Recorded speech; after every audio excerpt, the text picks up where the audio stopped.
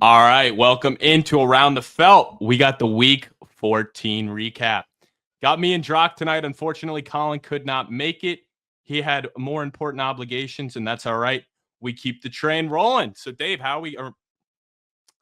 Drock, Yeah, how are we it's doing? Drock. It's Drock too. Please get it right. Drock's got his new headset on too. If you didn't tune in last time, he's rocking that new headset, baby. I'm glad that we're all supporting the Around the Felt and buying your crew necks. I was rocking mine out this weekend, Reagan. I didn't get Drock's lock out there, but we did get a couple more crew neck sales and a couple partnerships that will be coming up in the near future. Super excited to say a little bit about those, but we're gonna let that sit in the background for a little bit, and we'll release that coming out soon. So Yeah, no, you guys were going to work. Yeah, especially you. It'll be good. It'll be good. Yeah. I'm excited for that. I can't wait till you guys make For that sure. happen, and it's official. I think the people like to see that. Yeah, for sure. Drock's got a couple of punishments that needs to get done. Actually, I didn't even tell you this yet, bro. I punched a one of those games that have the I forget what it's called, but like the beaters, dude. Yeah. I The threw one, my where they shoulder. give you the score. Yeah, so I threw my shoulder out. So like, Drock has his 70 push-ups to do for SantaCon, and that's gonna be a little painful, but he'll try to get it done. When is SantaCon? This weekend or is it It's next weekend? Saturday. Yeah. Oh boy. Drock may be in the Santa costume doing his Drock's lock this week, and I think I already have it. I hope you can do one-handed push-ups, mister. I don't know if but I can't do that. We'll see. I don't know. So that's funny. Yeah, man. So let's get into some of the news. Obviously a lot this weekend. I mean, some bad injuries to, some good players. I mean, Derek Carr is considered week to week, but he did in fact he won't need surgery, but he did in fact hurt his non-throwing shoulder.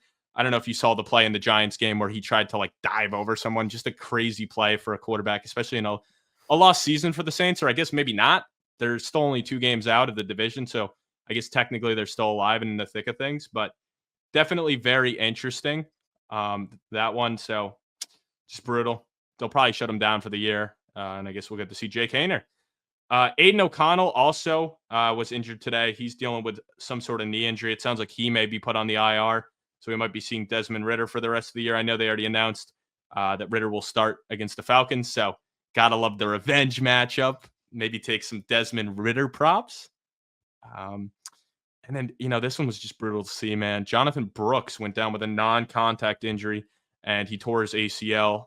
And obviously that was the injury that he came into the league with, tearing that at Texas. It took him so long to come back this year. Worked so hard to come back to then do the same thing. So, it's always the worst to see those non-contact injuries, like just with McCaffrey too. Like, it's like, damn, man. It shows you how hard they're really balling out, on those fields. So, dude, it's sad. And I mean, especially for a guy like Jonathan Brooks, like he had the ACL injury coming in when he was drafted, still got drafted in the second round. So it's just unfortunate that he wasn't able to make it work. So, yeah, but I mean, that's really it in terms of the injuries. I guess there's one more, and, it kind of comes down to the crapshoot that the 49ers backfield is. But apparently Isaac Garendo, the big name that everyone was saying to pick up in fantasy, well, he did have a great game. He left the game, and now we'll see if he's going to play Thursday. He's questionable. He sprained his foot. So now it comes down to the 4th or 5th running back, which would be Patrick Taylor and then Israel Abadaconda. So I guess if you can get Patrick Taylor on waivers on Wednesday, he could be a hot pickup, especially with the first round of the playoffs coming up next week. Who's that? The other one, he's going to be the backup now, I guess. Patrick Taylor? No, the other guy. Who's the other dude? The one that got hurt? That I was talking about? The other one that potentially Israel Abadaconda? Yeah. I think he went to Pitt, and I think I met him one time. Yeah. He did go to Pitt. Look at Drock knowing his ball knowledge. Yes, he was drafted by the Jets out of Pittsburgh. Yeah, I saw that, and you think they just traded him because of the McCaffrey injury, correct? The Jets actually cut him, with us having Breece Hall and then drafting 2 rookies in Braylon Allen and Isaiah Davis, who got to play this week. There was no room for him on the roster. So unfortunately, we let him go. I thought he was pretty good, but I guess they, just didn't see a path for him. So they let him go. 49ers scooped him up, so we will see. But that's actually pretty cool that you met him. Yeah, he was cool. Big dude. Really big dude. I mean, yeah, NFL players are pretty fucking big dudes. Got to be to play running back. Yeah, he definitely noticeable when he was out at the bar, when we saw him and everything. So it's pretty cool. For sure. But yeah, that's all for the news. So if you want to get into the questions, let's slide right now. First question coming from Caleb Dean. If you guys didn't listen to this podcast, too, that was pretty cool as well. So we put that on our channel and everything. So that was tough. That was tough seeing him on ESPN awesome. radio. I wish there was like a video, but I guess with it being on the live radio, couldn't do it. But that's sick. So definitely, like awesome. Drock said, check it out. Yeah. First question of the night: would the Eagles still be a top 5 team without Saquon Barkley? Yeah, I would say so because it honestly comes down to, Barkley has been, such a catalyst for them and has been their best player. I mean, the defense is the biggest aspect of, last year they were a great team. Like they were, I believe, 10-1 to start the year last year and kind of fell apart, but they couldn't stop a nosebleed, where now they have one of the best defenses in the league. They're kind of stopping everybody. So I'd say Vic Fangio has been the biggest thing. I think if you put in DeAndre Swift or, they signed a different running back in free agency, they might not be 11-2, but they would still probably be a top 5 team. And I still think they'd be, the second best team, maybe the third best. Minnesota might have a better record than them at this point, but I still think they'd be like 9-4 at worst if they didn't have Saquon. Unfortunately, seeing Saquon perform so well, it's been pretty rough to watch. But again, betting and just watching the Giants, watching the Eagles this year has been pretty impressive. But I do think, considering that the Eagles do have such a solid defense, I think they'd still be. I could see them at like that 9-4 spot as well. But Saquon has contributed a lot to that team, I would say, for sure. Yeah. Second question he's got for us: how do you feel about the Vikings at plus 1,600 to win the Super Bowl? I hate that. I wouldn't even bet that. No way. It's tough, man. At the end of the day, I think the value's good and the defense has been playing good. I just can't see Sam Darnold playing good enough, or, because his lows are so low, where like if he's playing at like one of those lower levels and not being at this elite Sam Darnold we've seen that recently, it's not going to work out. So I find it hard to believe that they'll be able to get away with the mistakes that he makes against bad teams when it comes to playing like Philadelphia and Detroit and even Green Bay and even Washington. Like they got a high-powered offense. So I think their ceiling is probably the NFC Championship game. Maybe if they play their cards right, they could make the Super Bowl, but I don't know. I don't see it happening. Yeah, no, I do not like that at all. Dave, can you hear that like vibrating? I'm sorry. No, I can't hear it. Okay, good. All right, you go though. Yeah, no, I wouldn't take the Vikings at plus 1,600 at all. I don't like that. I wouldn't even look at that. So I would skip that. Sorry, Caleb. All right, it's up to Austin, our main man. Main man Austin coming out with these questions this week. Who's the best team in week 14? The best team in week 14. That's a tough one. That's a good one. Lions, possibly. Yeah, no, you good. That was a phenomenal game too. Let's give it a clap for the NFL for putting on 2 good teams on primetime football on Thursday night. Good job, NFL. Golf. 32 for 41, 283 yards, 3 touchdowns. Sick game. Had Lions money line. If you basically took anybody else offensively for the Lions, you cashed. And the Packers also put up some pretty decent numbers, considering that they scored 3 touchdowns also in the second half. Was pretty exciting to watch for prime time. So yeah, I was very impressed with the Rams. I mean, putting up 44 points at home against the Buffalo Bills, one of the best teams in the NFL. And, obviously your defense gave up a ton of points, but at the end of the day, like your offense was able to hang in there.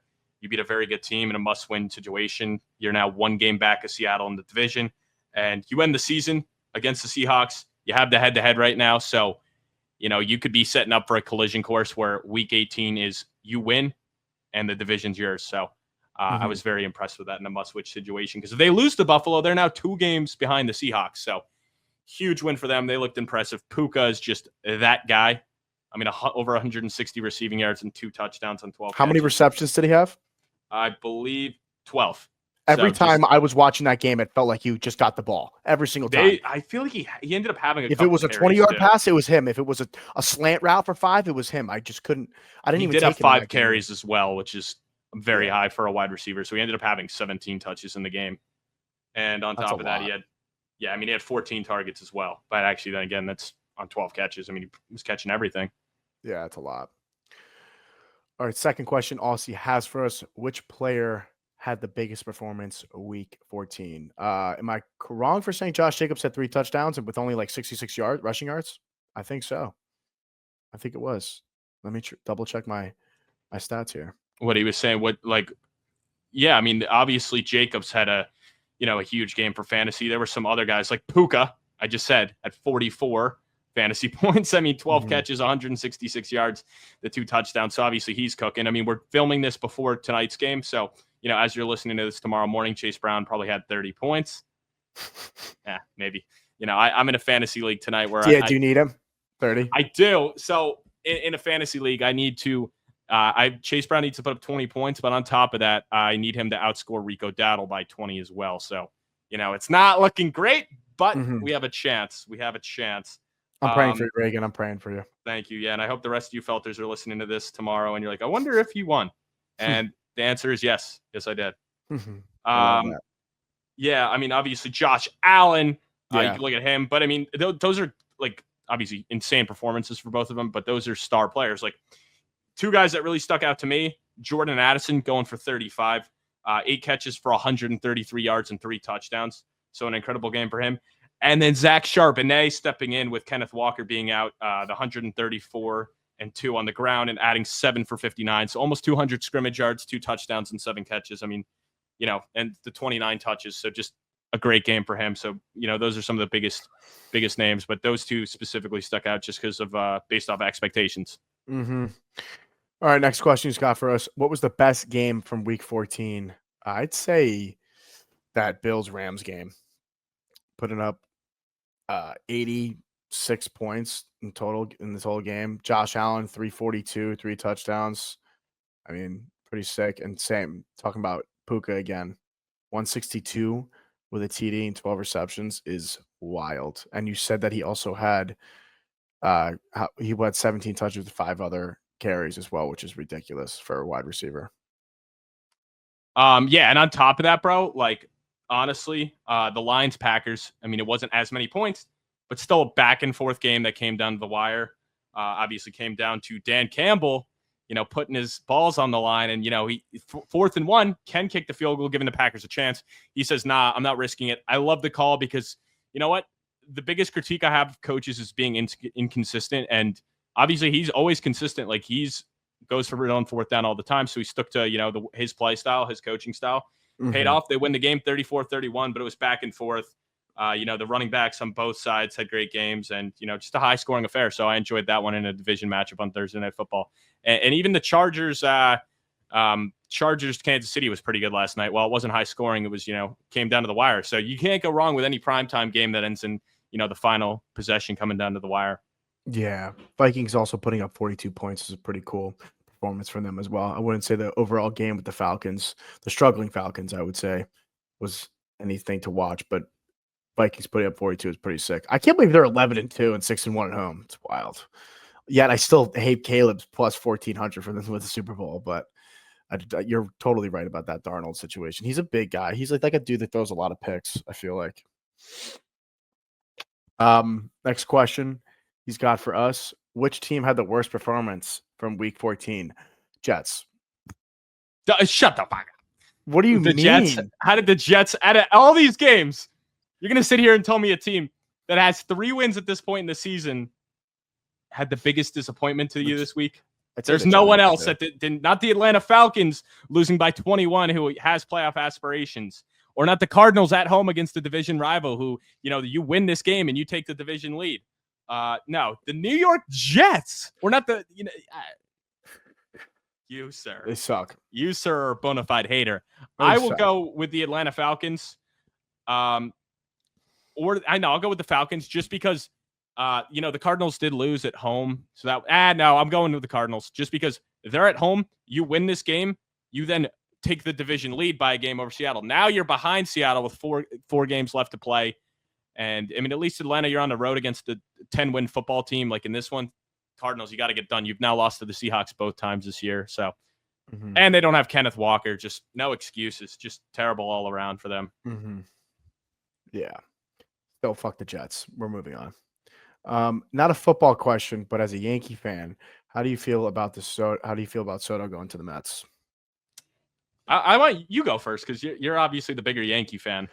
Ooh, it's funny because I feel like what we all saw was Soto gonna take the biggest offer. Yet I watched him every single night for the entire season, thinking that he loved how he loved the Bronx, and I knew that the Yankees wouldn't be giving him what the Mets would going to give him. So I was thinking that he would play into him liking the Bronx, just like staying in the Bronx as much, so he'd stay. But he decided to go elsewhere, and it was pretty heartbreaking last night to hear that.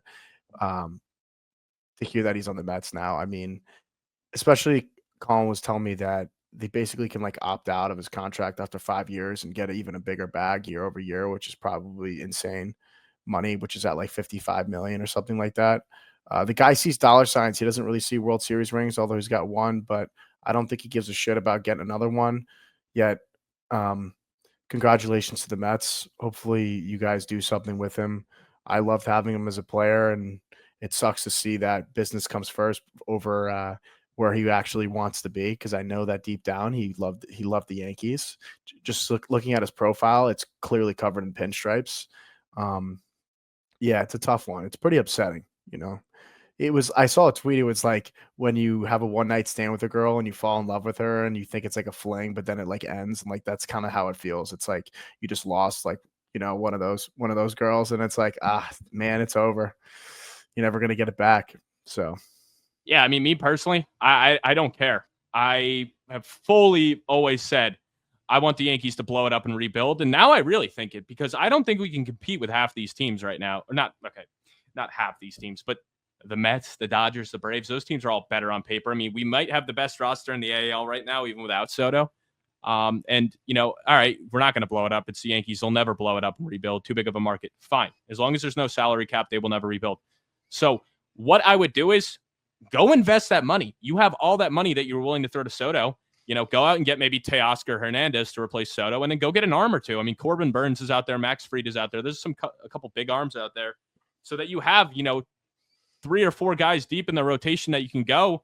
And you don't have to worry about these games of, you know, Garrett Cole off short rest. Like, you have other guys that, you know, could be the ace on another team, but hey, that's your number 3 guy in the rotation. So I still don't think it's over, but we need to get some more solid hitters, because even in the playoffs, I mean, Judge could not hit. Like, there was about between Torres, Stanton, and Soto, those are the only 3 that could hit. So you need some more guys that can just get on base and, you know, keep the runs coming in. I also don't think Soto wanted to be the guy behind the star player on the team, and he wanted to be his own star player, and he found the perfect team to do so. They're a New York-based team. It's a big market here, and I think that he wanted the spotlight, and he's going to get it in the NL. He'll be the star player and probably the franchise player for the Mets. Seeing the edits of him in a Mets jersey just doesn't look real. Thought he was going to be here with us, riding it out. Let me ask you a question, Reagan. Do you think it would have been any differently if the Yankees won the World Series? Yeah. I would think he probably would have stayed. I do. I don't know, though. I don't think so. I think he would have even gotten a bigger bag from the Mets if he. I feel like if anything, you know, it could have been like, well, and the only difference is how he's viewed by the Yankees. Because I think if he gets the World Series and we win, then it's like, all right, whatever. Now everyone's gonna fucking hate him. So correct. Yes, I do hate him. I do very much hate him. It just hasn't set into me. It hasn't set in yet that he is with another team. Now, I would have hated him more if he went to the Red Sox. I don't think he was ever going to the Dodgers. I probably wouldn't even have hated him as much if he went to Toronto. That would just be a weird fit for him. But yeah, it's crazy, and it just doesn't feel real yet. So hats off to him. The guy got the bag, got what he wanted. He's not worth $765 million. He's probably worth anywhere from 650 to 675-ish. No one-way player should be getting more than 700 million. Shohei Ohtani is worth 700. Juan Soto is not. And that's also going to change baseball forever, this contract. Players are only going to want more. And, you know, like, again, he sees dollar signs. He doesn't see World Series rings. That's just my perspective. All right. Now let's stop being emotional and let's jump back to some football. Garrett Loescher. Who the hell is that guy? I don't know. I think he's our graphic design beast. Phenomenal graphic design. Phenomenal. This most recent Round the Octagon parlay smacked, and I'll give some credit to Garrett for putting together that fly post that he threw on our IG platform. So that was cool. Shout out Garrett. First question he's got for us: as a Jets fan, which QB should I be keeping my eye on during the college football playoffs? Yeah, good question. I guess all of them. I mean, like, I guess. Well, I guess a lot of the big names that are going to be, drafted aren't even in it. Like you look at Milrow, he's not going to be in it.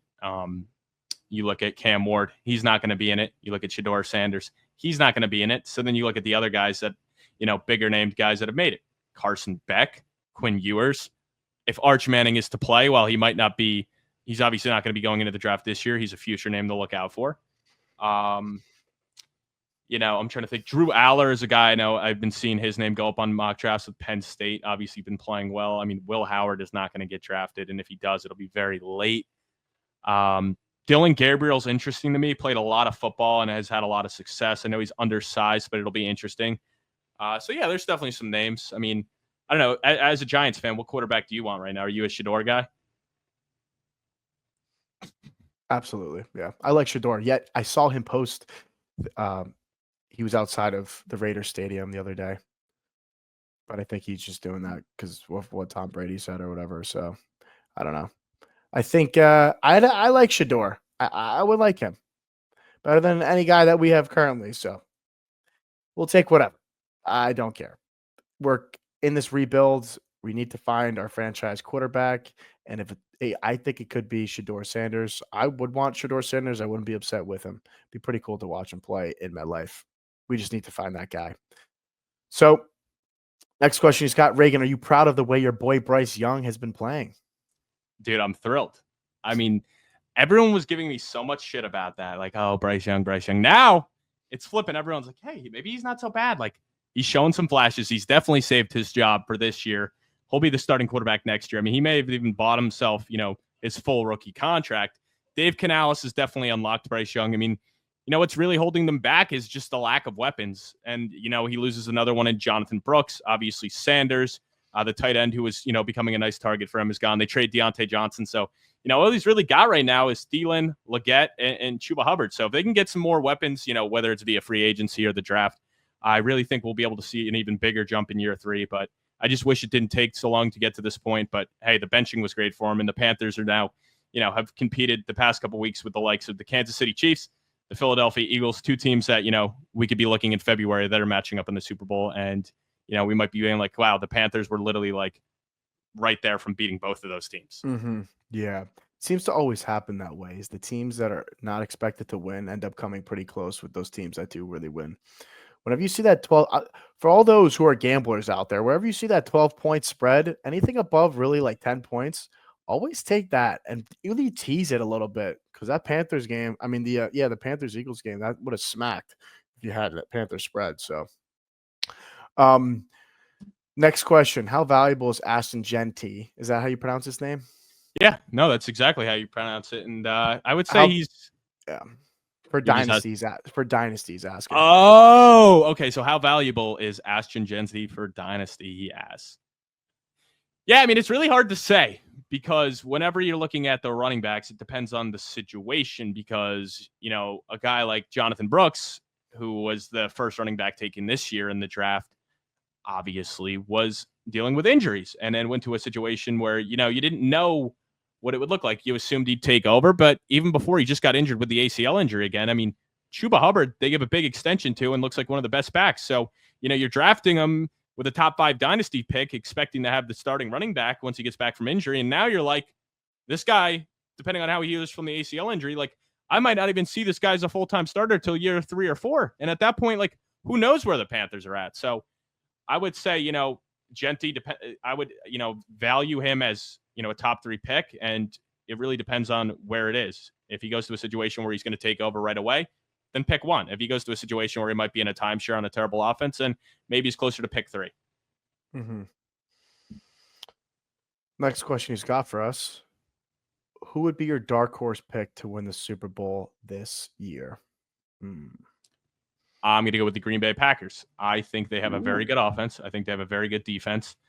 They've hung with Detroit both times, came up just short. So, like I said, I wouldn't be shocked at all if they match up with Detroit in the first or second round and they beat them, because when you play a team twice, you know exactly how they want to play. Green Bay knows that Detroit's a physical football team and they're ready for that physicality.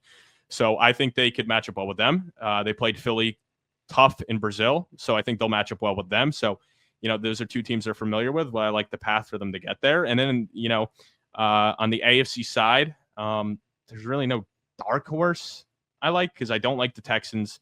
I really don't like any of the wild cards. I mean, I guess Steelers? The Chargers. Yes, actually, that's a good one. I like that. Plus yeah. 2,000 right now.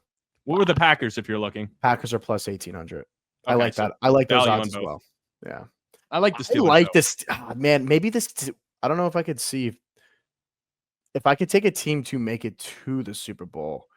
My dark horse would be the Steelers. I don't think they win the Super Bowl, but I think they have obviously full potential to get there.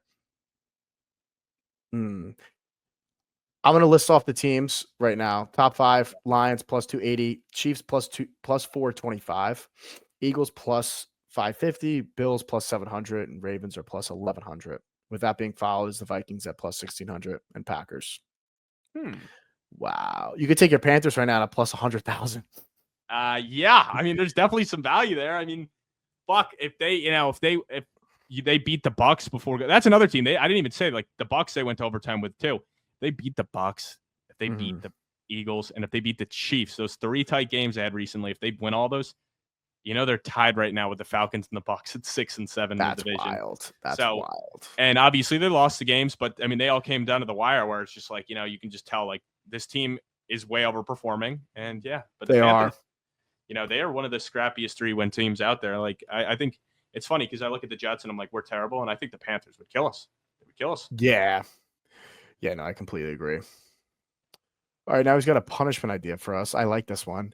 Loser has to finish a Costco chicken bake and a double chunk chocolate cookie in under 2 minutes. I like that. Let's do it. That's this week's punishment. I say we do that for Wednesday, unless we think of a better one. But I think that's a great one to do for the week 14. Yeah. Or I'm sorry, the week 15 predictions. I like that a lot. I like these. I like the food punishments. Yeah, I have so many to do. Yeah, no, it's gonna be great. Yeah, just 1 week, I'll just bang them all out. Full pizza, Taco Bell, and 100 wings at the Mad Hatter. That's what the challenge is going to be. What the fuck? You're not even going to come close to that. You don't think I'll finish 100 wings? No. I guarantee you I finish 100 wings. Easily. What are they, boneless or bone in? Oh, they're bone in. I guess that's easier. It is easier. Yeah, it is easier. I guess that is, yeah. The wings are so good there, I could eat. You'd have to go on Dave, you can't eat 100 wings. You don't think I can eat 100 wings? No, I don't think like many people can eat 100 wings, dude. I'm not. This isn't timed here. Like I can have like 2 hours to eat this. Yeah, but if you're doing a video, like. Yeah, I'll have to slam them. Ooh. Well, you're just gonna have to do some editing and like time lapsing and stuff. So I've done 30 before, and that was. Yeah, what the hell? Like that? What do you mean you're gonna do boneless? Okay, yeah, I've done like 50 boneless, but like after that, I was like on the couch with belt off, like gut popping, like. You've done 100 50? is crazy. You've done 50 before? Yeah, sometimes you get hungry. Okay. I can't believe you actually think you would get that done. Yeah, for sure. All right, let's dive into these games now. Yeah, wait, hold on. All right, we're back. Let's get into the matchups. We're recording this on a Monday night, so we will not be getting into the Cowboys-Bengals game, which is going on currently.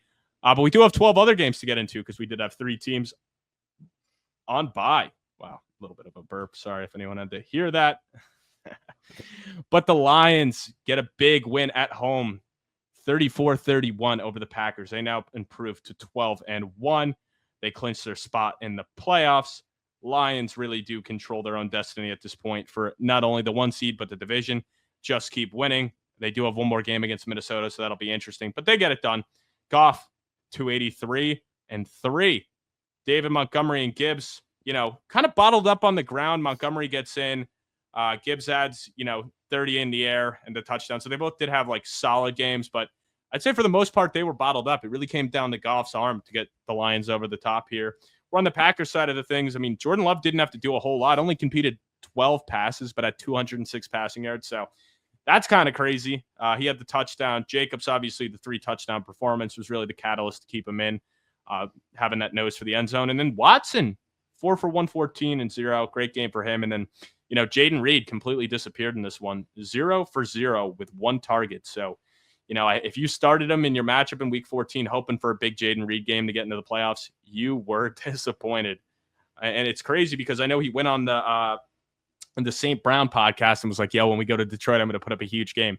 No, he did not. Where I saw that clip. Green Bay, he was 5 for 113. You did see that clip. Yeah, it's so definitely did not back it up in the slightest. No. But Dan Campbell, man, I would love to see this guy play blackjack. I could see him hitting on a 20. I mean, my goodness. Laid the balls in the line there. The lines are good, man. I have that future pick for them to win the Super Bowl. I'm gonna ride that out for a while. I believe this game was for them to clinch playoffs, but obviously with a 10-1 record or with a 12-1 record now, yeah. Sorry, they were most likely getting there anyways. But do you think Campbell is the most aggressive coach of all time? I mean, it's hard to fully say. I mean, they like, you look at a guy like Jack Del Rio, they literally called him like Black Jack Del Rio. I mean, Riverboat Ron literally got his name on just like being bold and that kind of stuff. But in recent memory, yeah. I mean, I'm sure there's some other coaches that are like before our time of watching. But yeah, I mean, right now, by far, he is, just crazy. Like analytically, he will go for it like anywhere on any down. So yeah, and I will say, like I said, I love how consistent he is. And in terms of your Lions future, what did you get him at? Oh man, plus I think close to 1,000. I could be wrong. Yeah, I mean, I don't think you can I wouldn't hedge that unless they get in the Super Bowl. But correct, I will not be hedging. I still wouldn't even then, because if they get to the Super Bowl and they go on a big playoff run and they're dominating, which probably would happen, where they're going to be dominating on the ground, like you're not going to want to hedge, especially in the Super Bowl when you're throwing all that money. So no, it's basically like. It's like free play in a sense, Yeah. So, Jordan Love didn't have that great of a performance, Reagan. 12. No, I know, that's what I was talking about. It's crazy though that he had yards. I know. I was just saying it's crazy. He had that many passing yards and only 12 completions. I mean, 12. I mean, that's that was almost some bad math. I mean, that's like 15 now. Yeah, like somewhere between 15 and 20. I mean, I don't know with that. Yeah, you can say 15, 20. That works. That works. Yeah, we're not a math podcast. We are definitely not. But let's move on. The Dolphins get the overtime win against the Jets, 32-26. I know the Jets were your most disappointing team on the week. You fucking cocksucker. But I can't stand watching them, bro. I hate the Jets. I can't. It's not even that like I'm a Giants guy, but get your own fucking stadium too, man. I was having a conversation about this with someone else. Let me guess, another Giants fan? No, this was a Jets fan. He even admitted that you guys should go over to Queens. I think that this needs to be separated a little bit. And there's a curse on that turf. It's just. Why don't you guys leave? Why don't you guys go over to the Bronx? Nah, Yeah, you would love that. You could. You guys have. There's more Jets. No, there's more Jets fans in Long Island that there's Giants in Long Island. So I think that you take your ass over. Come down. Why don't we just stay in Jersey and you guys go in New York where all the Giants fans are? Where would it go in New York? Hudson Yards? Like, yeah, wherever you want. There's no spot. Up in the Bronx. You could have one kingdom just for you. Drox Kingdom. Drox Kingdom. Just at Billy's every fucking day. I would do it. I would. But anyway, the Dolphins keep their playoff hopes alive. They've improved to 6-7. Tua didn't have a great game to start, but he really turned it on in the second half with the 331 passing yards and 2 touchdowns. Jonnu Smith, obviously the hero of overtime. But finally, Tyreek Hill, 10 for 115 and 1. So he had a good game against Green Bay the week prior. Seems like he's back to that, top 5 fantasy wide receiver. Yeah. He looked good. Waddle, another big game. A-Chain did get banged up early, was able to come back. So not in a great game for him, but he had the touchdown to salvage his week. On the Jets side of things, Rodgers finally gets over 300 yards. I know that stat was going all around, so that should have been the first sign. Hey, bet him over 300 yards. And then, no Breece Hall, but Braylon Allen, Isaiah Davis filled in nicely. Isaiah Davis did get in the end zone, but it was a pretty even 50-50 time split, which I didn't know what to expect. If the Jets do shut down Breece Hall, it seems like both guys are flexible. And then, Garrett Wilson, big game, 7 for 114. Devontae Adams, 9 for 109 and 1. So, it seems like these guys are still going to be involved. I mean, the Jets are going to be, they got nothing to lose at this point. So, I don't think they're going to shut down guys unless there's a reason to shut them down. And like with Breece Hall, he's got the knee injury. Okay, you could shut him down for younger guys, but like Garrett Wilson and Devontae Adams, they're going to continue to play. So, but I mean, what are your biggest takeaways from this? Yeah, from a gambler's perspective, Jets are those who did bet on the Jets spread and got it at 6.5. You're lucky. For those that did get it at 5.5, like myself, not too lucky there. So kudos to those that did snipe the line a little bit earlier, plus 6.5. Actually, I think it was bouncing in between that one point in the spread difference. But Rodgers still 27 for 39, 339 yards, and an unfortunate loss. And Garrett Wilson with 114 yards. I'm never betting on the Jets ever again. I continue to tell myself I'm going to take them over and over and over again, and now they just continue to fuck me. Yeah. Get to the overtime, and they score. Oh, you did? No, you did not. You bet on them? Yes, I did. I just said I had 5.5, and it was fucking 6. I mean, I can't catch a break on the Jets. I cannot catch a break. Oh, man. So, hey, fuck you and your Jets. I can continue to say it every single week as long as I'm on the pod. So. Yeah. Damn. Oh, let's go. Chase Brown, 19-yard touchdown. Ooh. Go. How many points does he have now? Yet. That's a big swing right there. I said it on the pod earlier. He's going to have 30 points tonight. I'm talking it into an existence. He's now up to 13.1. We're not getting too crazy yet, but we're just putting the juju into the air. Thank you, Mr. Chase. But let's move on. Okay. So after that, we will talk about your Giants, who lost 14-11 at home. Really ugly game from Drew Lock. I believe he started 0 of 8 or 0 of 9. Offensively, the Giants, not a whole lot to write home about. I mean, Tracy did get in. He seems to be one of the few bright spots. Malik Neighbors, 5 for 79, but his attitude just needs to be fixed, man. He is a fucking baby. A baby. Great talent, but you don't like to see that, like a diva-like guy like that. Because, at least Odell, when he was acting all like that, like he was putting up numbers, but Neighbors isn't even putting up crazy numbers right now, like as of recent. And, a lot of that has to do with the inconsistent quarterback play. It's not like he has, even Eli Manning, even though he was at the older state with Odell. But I really don't like the way he's acting right now. Like, I'm gonna agree with you on that one. You better back up your talk if you're gonna be saying some arrogant stuff like that. I mean, he's a pretty cocky guy. Most wide receivers really much are. I'm going to back him up a little bit here, though. Like with the quarterback that he currently does have, he's not going to be able to back up any goddamn thing because he's not going to be getting the ball as much with Drew Lock. So, hey, I don't know. Overall, Giants, horrible. I was going to go to that game. Thank God I didn't go. I did say to Kenny that when I was planning on going, my Drox lock would have been Tracy to score. And Drock didn't come out with a video this week because he didn't. Were you at the game? No. I was going to say, I didn't think you were there. Oh, if I went, Drock would have fully unloaded on that. So pause. Give us the juicy Drock. So I'm asking for the juicy Drocks. I know. You've been asking for him for a while. Maybe he'll come this weekend. Maybe because you were flexing on everyone after your Taysom Hill 2 touchdowns. It's like, bro, like if you threw that out, I'm definitely throwing on that. Like, I'm not throwing on Tyrone Tracy anytime. Like, I'll throw it in a parlay, but I'm not going to, I'm not taking that straight up because I don't want to throw $100 on it. But like, if you're doing something juicy, like, I'll toss $20 on it. Yeah. And that's just me being greedy. This weekend, I promise you, Drock will be coming with a juice play. What odds you want? Give me something like at least plus 500. Plus 1,000 would be cool. I knew you were going to say 500. Like 500, it's just something. And it could be, if it has to be multiple legs to get you that point, but just something interesting, mix it up a little bit. I got you, Reagan, just for you, man. Thank you. And then let's get away from the Giants, though. We're done with this game. The Saints are no, we got to talk about the Saints a little bit. I mean, hey, you get the win. Even if the Giants, were trying their hardest to give it to you, but get the win. You lose Derek Carr. It's nice that, Kendre Miller, a guy they spent a higher draft pick on at TCU, a guy they've been talking about for a while now. He finally got going. He had the touchdown. But I don't know if Derek Carr's to miss. I mean, it's going to be tough. And the crazy thing is because, like, they're still in the thick of things. They're only 2 games back of the Bucs right now. I believe they finish out the season with the Bucs. So I don't know. I mean, you win this week and the Bucs lose one, then it gets really interesting. So they're still in it. It just sucks because they have no Derek Carr and they're already without Olave and Shaheed. So, but I know Olave will be back soon, but it might not matter with Jake Haener. Yeah. This is the first game I did not watch.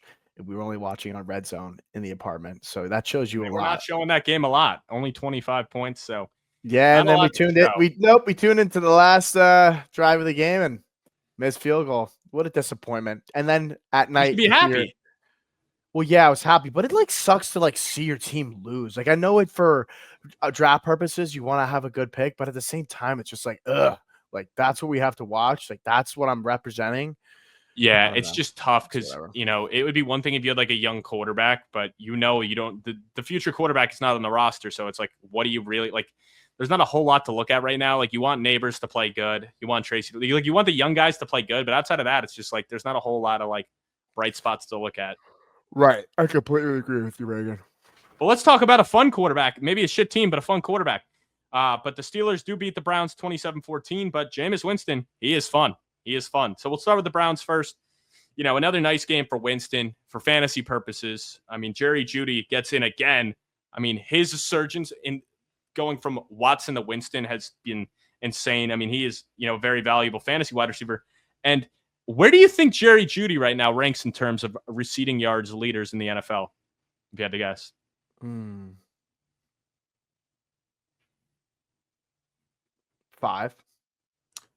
Third. So that's just, Damn. and yeah. And I mean, obviously getting a game of 235 yards will help. He also had one with 142, but I mean, in his first 7 games, he only had 2 games over 70 yards receiving. And in a couple of them, and 4 out of them, or I'm sorry, 5 of them, he had 35 or less.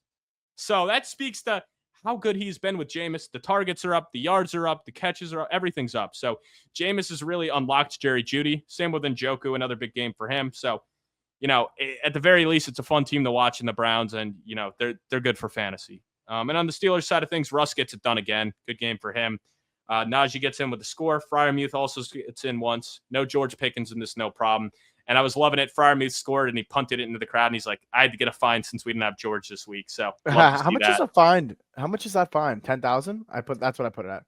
I think so. Yeah, I think so. And it's funny because Freiermuth just signed the big extension for, I believe it's 3 for 30 or 4 for 40. So I wonder if some of that has to do with the fact that he just got a big fat extension where he's making $10 million a year. That's nice. Probably Good makes for him, man. Yeah, probably. I'd love to just be able to punt, literally punt $10,000 away like that. Must be nice. Must be nice. Well, we do it every week with just hundreds of dollars. Yes, we do. Yes, we do. But let's move on. Falcons lose to the Vikings 42-21. The game was close, and then all of a sudden it was not. Kirk Cousins' bad interception. Then the Vikings go and score. Then instantly a Ray McLeod fumble. And just like that, the Vikings are up 14 and the game is over. Kirk Cousins, 2 more interceptions. That's now 4 games in a row. Or in these past 4 games, 0 passing touchdowns to 8 interceptions. So I asked the question. Wow, that's a crazy stat. Is it Michael Penix time? I think it might have to be. I mean, it's Kirk Cousins, though, man. It's Kirk Cousins. It's tough. You take him at 8th overall. The season's slipping. The guy you're paying the big money to is not playing well, and you have a guy like Michael Penix in the wings. It definitely will be an interesting decision. I think, they probably give Cousins a chance with, 2 easy games coming up. But if they do miss the playoffs in his week 18, I think Cousins gets benched, and they play Penix to see what they got. And Darnell Mooney, huge game here, 6 for 142. Bijan, the 92 and the touchdown. On the Vikings side, Sam freaking Darnold, 347 and 5. I mean, what a game. Aaron Jones, 73 and a touchdown. Addison, 8 for 133 and 3. Justin Jefferson, not as nearly as good of a game, but I don't know, 7 for 132 and 2. So, his top 5 receivers, or his top 2 receivers combining for 15 catches, 260 yards and 5 touchdowns. Those 2 were just torching the Falcons secondary. If it wasn't Addison, it was Jefferson. And if it wasn't Jefferson, it was Addison. But I mean, what do you think? Like, what is your biggest takeaway with the Falcons right now? Like, man, I had so much higher. I had high expectations for them. I think they were the 4th or 5th favorite team to win the Super Bowl this year coming into the season. And now they're not even top 10. That's crazy. Considering with the depth that they do have on their roster too, it's like you have them having so much higher expectations than what they currently have. 6 and 7's not horrible, but like, again, right, with the team that they have on the roster, that you would expect them to be so much better. But The Vikings are red hot. So I honestly I don't even know what was the spread on this game. It was the Vikings were still a 4.5 point favorite. Yes, they I have the line here. I believe they the line I did pick the Falcons. I was feeling pretty nice at halftime when it was 21-21. And it didn't, or I'm sorry, when it was 14-14. But the spread was Minnesota -5.5, and it didn't even come close. Yeah, Really 3 touchdowns in the fourth will do it for Sam Darnold. It was 14-10 at halftime, so Yeah. it was very close. And honestly, Atlanta came out with, that's a crazy thing. With 5 minutes left in the third, it was 14-13. Think about that. In the last 20 minutes of the game, Minnesota put up. They went from 14 to 42, so they dominated the end of the third and that beginning of the fourth. They had 3 touchdowns in the fourth quarter, so they ran away with it. I mean, Minnesota just, I've doubted them all season. I'm starting to give them their flowers, and we're doubting them. Like when he asked before, like, can they win the Super Bowl? We were doubting them. So I don't know, man. I don't know. It definitely is interesting. Yeah, that's a very interesting team. But let's move on. The Bucs get it done, 28-13 over the Raiders. Baker Mayfield, 295 and 3 with 2 interceptions. Bucky Irving left early, so if those of you rolled the dice with him coming in with the injury destination, he did leave, so that kind of hurt. But White gets it done, 17 for 90 and 1. Cade Otton, 3 for 70. Mike Evans, 4 for 69. And Jalen McMillan, 4 for 60 and 2. On the Raiders side of things, O'Connell obviously went down with the injury. Desmond Ridder came in. Seems like he may be the start of the rest of the year. And Sincere McCormick, the guy I was talking about on the pod last week as a guy that you should go up and pick up, almost had 100 all-purpose yards. He ended with 89 in this game. So a nice pickup, a guy that for teams that are needing running backs going into the playoffs or looking for flex options, a guy I think is very valuable. He's the only guy that's looked efficient and been able to break plays off. So Abdullah only had 1 touch to his 15. So it seems like he'll keep the job even if Zamir White and Alexander Madison come back. And Brock Bowers, I know he had 3 catches in this game, but he does break the record for 87 receptions by a rookie tight end. He broke Sam Laporta's record of 86, so that record will be shattered by the end of the year. But what were your takeaways? Anything? Not too much with this game, to be honest with you, Reagan. Yeah, I mean, what do you think about Bowers, though? I mean, that's ridiculous. I do like him, and I wasn't expecting him to have like the year that he is having. That is right. You guys love talking about Bowers every single week. I don't know if you've noticed that, but no, he's been a phenomenal player. That stat that you just said is insane. So I wish I had him in one of my fantasy leagues because he's fun to watch as well. Well, the good thing is, I mean, I'm assuming you're in some redraft leagues, Dave, and you'll have your fair share of cracks next year. So I will definitely be taking a look at him for sure. But Dave, let's move on. Eagles 22, Panthers 16. Not the best Jalen Hurts game, but once again, just not asking him to do a whole lot. 14 of 21 for 108 and 2. So it's kind of crazy. Like he's completely just been taken out as a pocket passer. 108 having good games and a W. That's crazy. But he still had 3 touchdowns because he added 59 on the ground with his legs and a touchdown. So he's getting 12 of those fantasy points just on the ground. Yeah. So that's the funny thing, bro. Like he ended with 24 fantasy points and he only had 160 yards. Mm-hmm. So he's still good for fantasy. Yeah, that is crazy. And Barkley, 20 for 124. I mean, now he's up to 1,600 rushing yards on the year with 4 games left. So he doesn't even need to go for 100. He needs to average about 95, 94 the rest of the season to get over 2,000. So he seems like he'll do it. I mean, the pass catching options here for Philly get a little sketchy for fantasy because, you don't need A.J. Brown to go crazy, but he was only 4 for 43. I mean, so terrible week for him. Smith's week was saved with the touchdown. On the Panthers side of things, I was impressed with Bryce Young. Jonathan Brooks goes down, and it was the Chuba Hubbard show after that. So, he's in a great spot. And Thielen was 9 for 102. So it seems like he's by far Bryce Young's number 1 target. And he's a guy that, if he's on your waivers, go pick him up. And I think he's flexible at this point if Bryce Young's going to give him that many looks. Yeah, what do you think with Hurts? Like, is that not like it's crazy because people are like shitting on him, but it's like they're winning football games. Like just because it's not in their defense is the Eagles' defense is really good. You got to give a hats off to the Eagles. Oh yeah, Vic Fangio defense is what's carrying them. Not carrying them, like they're still offensively good. I don't think Hurts is all that great. just even that stat with 52 on the ground, rushing is like kind of his primary, kind of what he does best right now. Like throwing, he's not that great at all. Poor AJ Brown, man. Like Devontae Smith.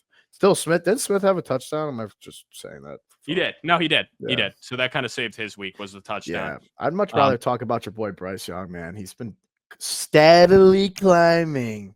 Yeah. Every week. He's a guy that I think, he'll have some good weeks. I think, he can, maybe you can even play him if you're in a pinch, but I think it's a little too risky to play him for this year. But next year, I'm really excited to see what they do in the draft and free agency because, he will be the starting quarterback, and I think he'll have an even bigger year 3 jump, but wasn't totally off this year. Just took us a little bit longer to get there, but he definitely is, he's relevant. But let's talk about one of the most boring games on the slate. Jaguars went 10-6 over the Titans. Came down to the end of the game where we finally got a touchdown with 6 minutes left. So it was almost the first non-touchdown score of the year. But Tank Bigsby had other plans. The 18 for 55 and 1. So it does seem like Travis Etienne is the backup where Bigsby is the starter. I mean, he out-touched him 18-4. It does seem like Etienne will continue as the third down back, but Bigsby is the main guy. Max Jones, 2 picks, but was able to move the ball enough to get him a win. Brian Thomas, 8 for 86. So you love to see that he'll stay relevant. I mean, he's, debatable the best rookie wide receiver right now. And then on the Titans side of things, I mean, Will Levis not looking great. Tony Pollard did go for over 100, and Ridley was 7 for 59. But I mean, this is a game you got to go win for the Titans, and you don't. And, it's just a dumpster fire of a season for both teams. But, not much to write home about. It's like both teams almost seems like want to lose. Got to talk about Tony Pollard a little bit, go for 100. That's not. That's what I'm saying. Like he's good. He's good. He's not great though. It's just like these games don't really matter. They don't matter. Should I trade anymore. him? Should I trade him? Now in what? Like what are you talking? In our dynasty, like, would you get rid of Tony Pollard right now, considering that he's 26 and like he has one good game a fucking year now, or just basing off of the year that he's currently? I would trade Tony Pollard if I was in your situation. Like looking at your team, like you're not a team competing. He's an older guy. Like. Whoa! Don't shit on my team, bro. No, I'm just saying for Dynasty, the way to do it is if you think you can compete, which you cannot right now, is you want to get rid of anyone with value for picks or younger players. Tony Pollard is 26. While that's not old for most positions, for the what would you say is the back end. What would you say the age is? I know it's different per position. So for a running back, what would be the age that you should typically start looking to trade for a running back and a wide receiver? So running backs, I'm looking to ship them off when they're like 26, 27. And it really depends how much wear and tear they have on their tires. Did they come in as a young running back that they're, 6-7 years in as being the lead guy? Or are they, one of those guys that broke out a little bit later, doesn't have a lot of tread on the tires? Tony Pollard is kind of one of those guys that doesn't have as much tread, where he, had one full season as the lead guy in Dallas. And now this is his second full season as the lead guy. So I may keep him, but the difference is like, he's not going to put you over the top where you are. So I try to trade him to a contender, maybe get a first-round pick for him next year, especially at the deadline. That's what I would do, hold him to the deadline when try to get a bidding war going of teams being like, yeah, I need to make a push to go get some guy that could put me over at the edge at the flex position. So yeah, no, I've always was curious about that and always have a difficult time of having to value picks. Reagan, do you use any apps to help you with the percentages on if you're winning the trade or not? No. Do you know of anybody that does? Yeah, a lot of people. And what do you think of people that do have those types of apps? I mean, I don't have anything against it. I just think it's a waste of time because, why are you looking at apps to tell you how to run your fantasy team? Like, I mean, you're playing fantasy football. It's your money. It's your team. Mold it the way you want. Like, why are you listening to these robotic AI systems to tell you how it is? I go off gut feel. I go off of guys. I've made some bad trades. Like, I traded for Christian McCaffrey in the Dynasty League. I gave up Saquon Barkley and Jordan Addison to get him, and boy, is that not aging well. But at damn, Addison's been having a year too. But the funny thing is, I'm still the 1 seed in that league and primed to be in a position to win it again. But you know what? And you're also going to get $100 from me too. That is true. But to me, I just don't. I try not to do the apps. I don't, because it doesn't matter. Like, you just, if you think it's fair, do it. If you don't like it, don't do it. I would recommend, you're better off talking to some people outside of the league and just being like, what do you think about this, to get a second opinion if you're thinking about it. But Then there's could be times where at the time it looks like a bad trade, and then weeks later you're like, what the hell? Because I had a league where a guy was ready to offer me Jerry Jeudy for Audric Estime, and I'm like, I want to hold on to Estime because he might be taking over that Broncos backfield. Fast forward 5-6 weeks later, Jeudy has been the hottest receiver in football right now, or one of the top 5 fantasy wide receivers over that time span. Where Audric Estime is getting like 2 to 3 touches a game and did not take over the backfield. So it's a hit or miss. Value is always different at different times, and it's all about taking the risk and reaping the rewards, or you shot yourself in the foot. But you got to take risks in fantasy. The one thing I'll say is you can't sit stagnant if you are a lower tier team. You got to make moves to even try to put yourself in a position, because at least you can live with yourself and be like, well, at least I tried to make some moves to put myself in a position, versus staying stagnant and just losing week in and week out and just being like, I don't want to get taken advantage of. I completely agree with you. Yeah. Is that why you do that?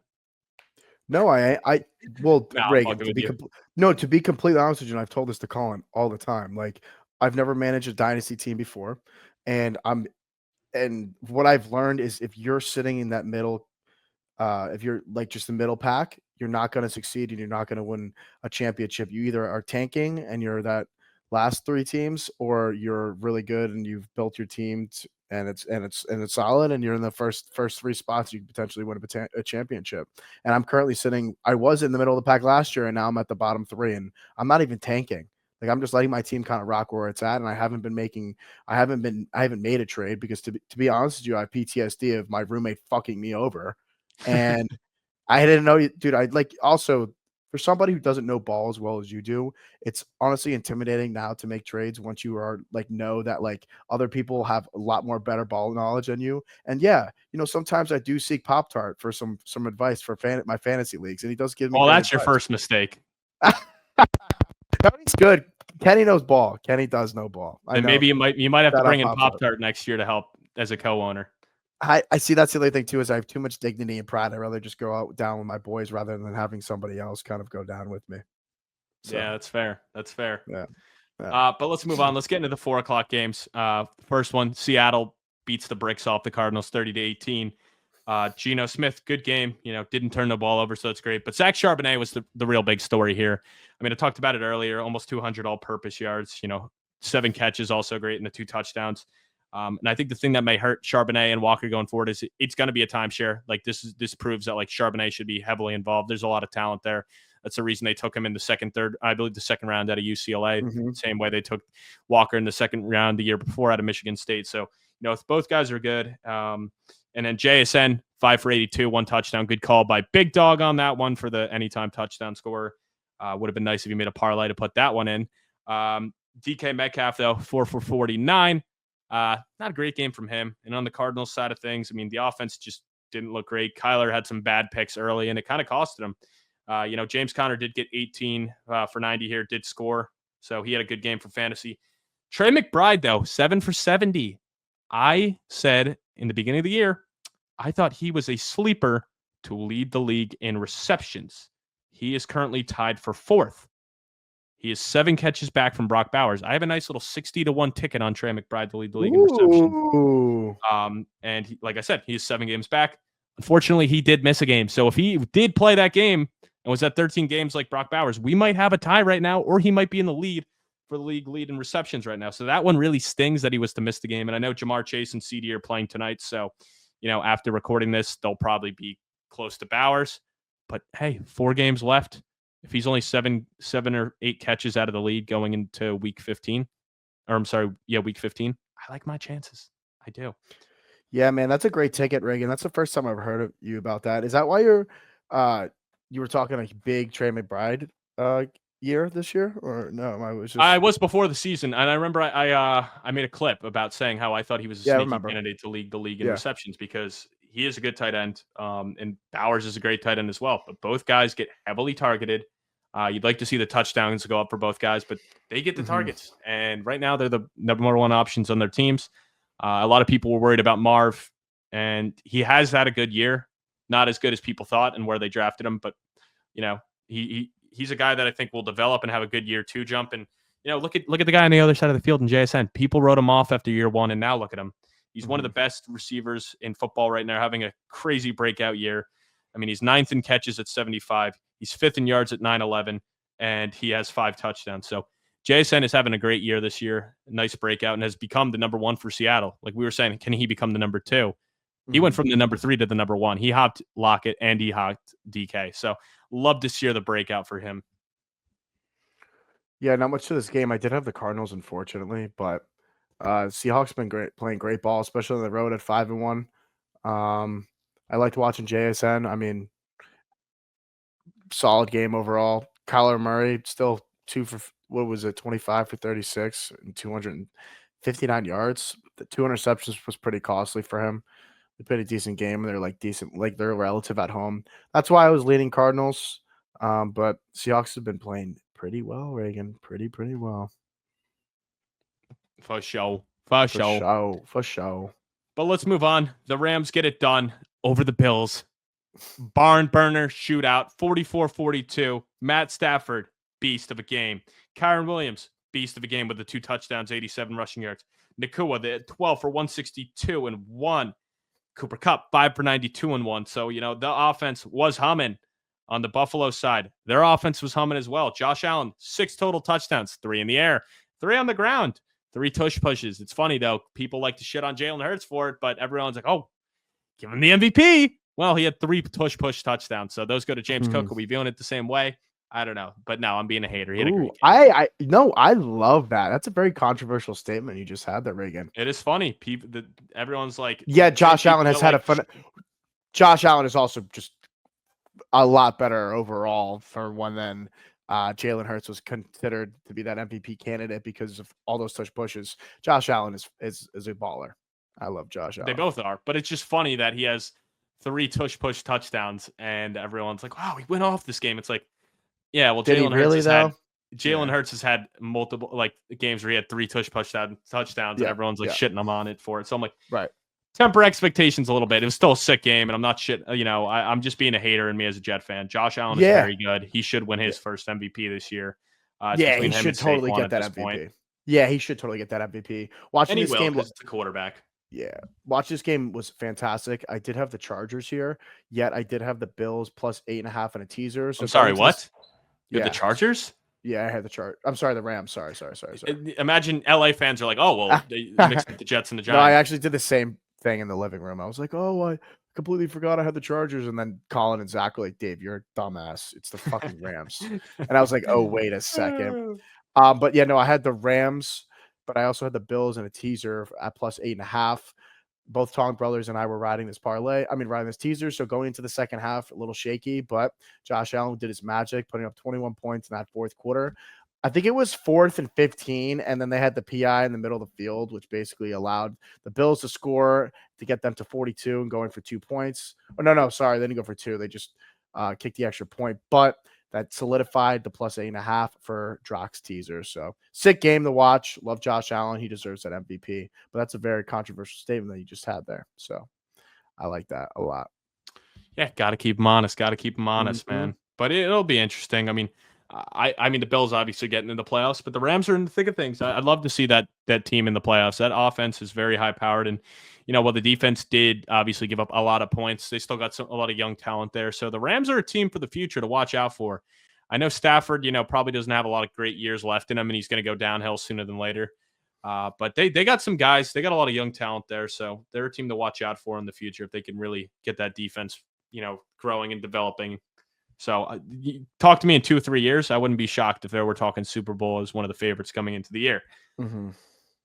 Let's move on. 49ers dominate the Bears 38-13. I mean, it's another week of the Bears just not being able to do anything till the second half. They wake up, but it's too late. I mean, Caleb Williams did have 134 and 2.